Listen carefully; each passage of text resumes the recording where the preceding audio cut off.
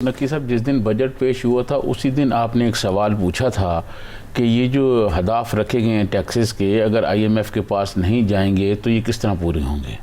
ठीक है, बल्कि ये इकोनॉमिक सर्वे जब दिया गया था उस दिन हमने ये गुफ्तगू की, ये आपने ये पूछा था। अब सूरत हाल ये है कि अगर ये आईएमएफ के पास जा रहे हैं तो शौकत तरीन साहब की आज जो गुफ्तगू उन्होंने की उसमें एक बात उन्होंने बिल्कुल वाज़ेह की, हम कि आईएमएफ के पास जाएंगे।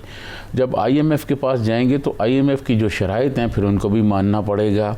जब उनको मानना पड़ेगा तो फिर क्या ये किया जाए कि ये जो बजट आया है ये अगस्त तक होगा और अगस्त के बाद फिर और बजट आएगा, जो पहले दिन आपने ये क्वेश्चन उठाया था।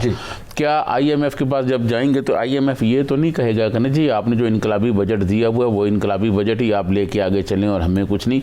यकीनन आईएमएफ की अपनी शराइत होंगी, बिजली महंगी करें, पेट्रोल महंगा करें और बाकी चीज़ें जो हैं वो भी महंगी, टैक्सेस लगाएं।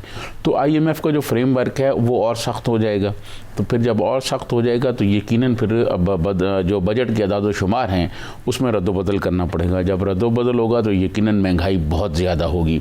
तो इसका मतलब ये है, मैं शौकत तरीन साहब की बातों से ये महसूस मैंने किया है कि वो जो ये कह रहे हैं कि एक बजट तो ये है, इसमें कोई शक नहीं, ये बजट एक अच्छा बजट है।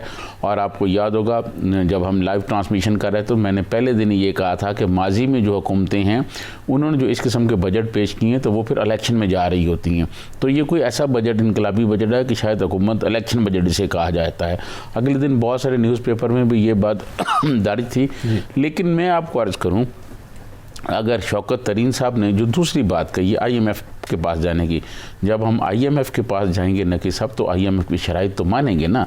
ये तो नहीं है कि आईएमएफ बगैर शराइत के हमें कर्जा दे देगा, ऐसा तो मुमकिन नहीं है। अब हम आईएमएफ की शराइत मानेंगे तो ये बजट और इसका जो इम्पैक्ट है वो फिर इसका मतलब महीने के लिए ही है।